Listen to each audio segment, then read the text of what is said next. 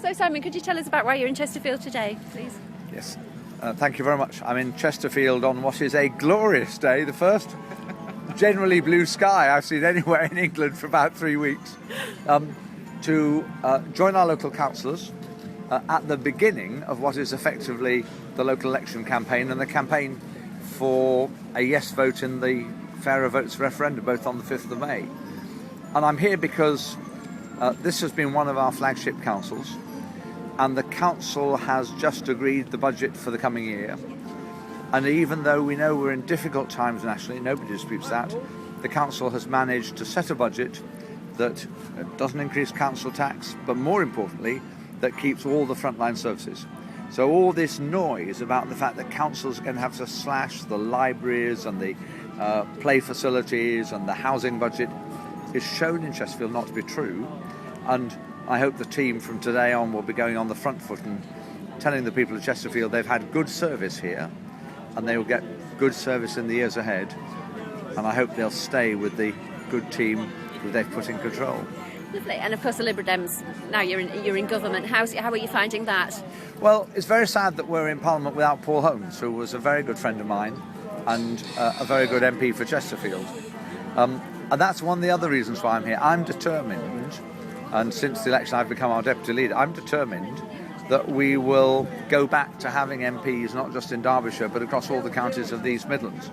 It's one of the most important regions in England in terms of numbers of people and the economy.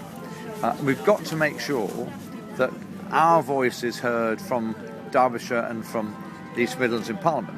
But we've also got to make sure that things that matter to people like me and our party happen here. We need to build up the economy. We need to make sure the youngsters who at the moment don't have work, have work. I was just talking, as you know, to your daughter who plans to be a teacher, which is fantastic.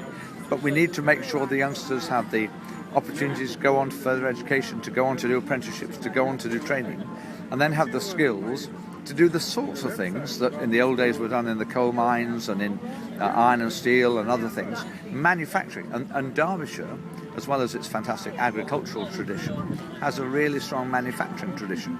We've got to make sure those sorts of jobs are available in the future. And if we're going to win our way in the world against China and India and Brazil and Russia and other places, then we need not just markets on a Thursday, which are lovely, not just beautiful buildings like the civic buildings behind me, but we actually need real jobs that bring in the money to Britain and bring in the money to the families here. And that's for me one of the big tasks. The other is to just make sure we have a fairer country.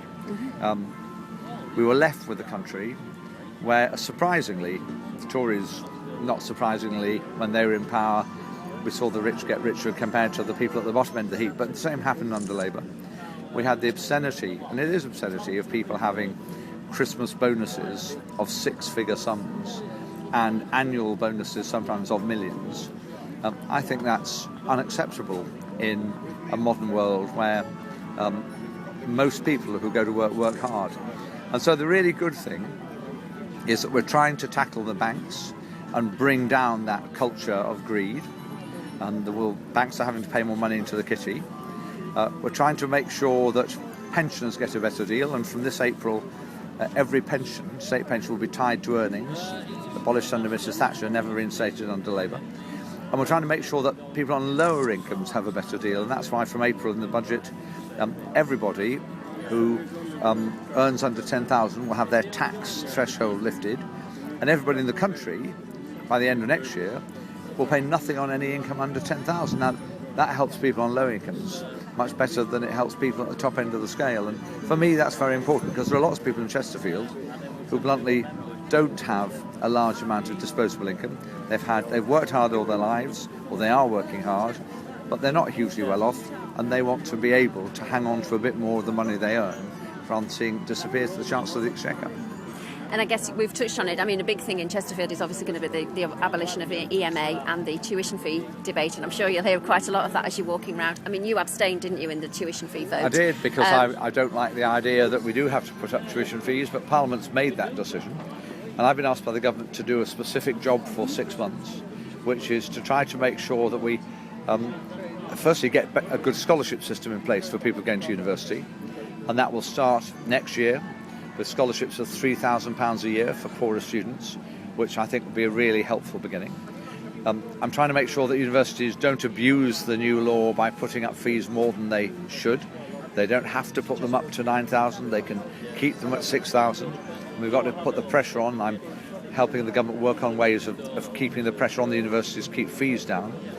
But the message for young people here is that they should not be put off going to university if that's what they want to do. They won't have to pay anything up front. If they're a part-time student, they won't have to pay anything up front. That applies to older students.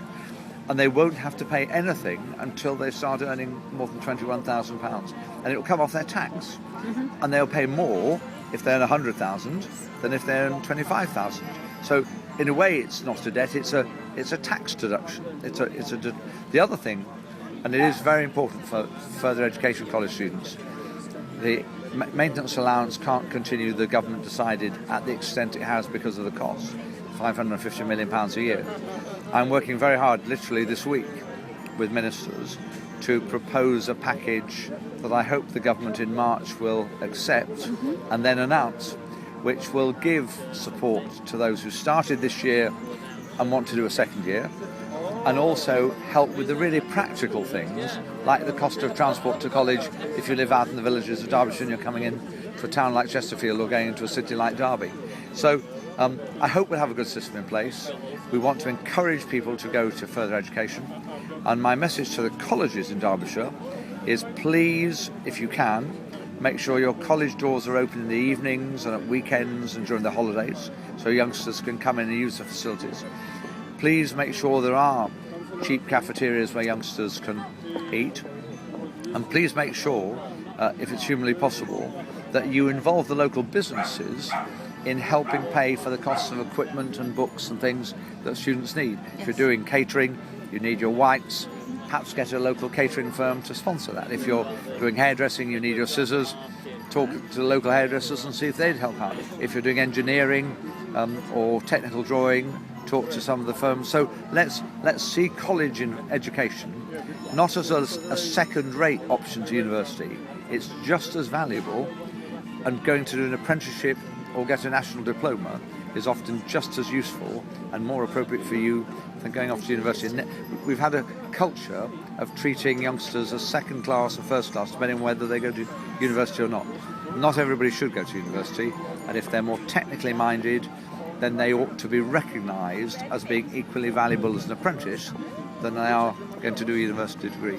We were at an apprenticeship launch. They've organised a new college. The college have opened just a massive apprenticeship college, and itself a campus itself. It's fantastic and does a lot of good for Chesterfield. It's fantastic. And I'm really clear that if we're going to have the jobs and jobs at home or abroad, then often doing an NVQ or doing an apprenticeship, especially if we can get more firms to agree to take on people as part of the apprenticeship deal, so you get an apprenticeship first and a guarantee of work after, then that's the way forward. And I hope, therefore, that even though times are really hard, and I understand that any youngster who finds himself out of work temporarily will take the opportunity to be increasing their skills as they do that.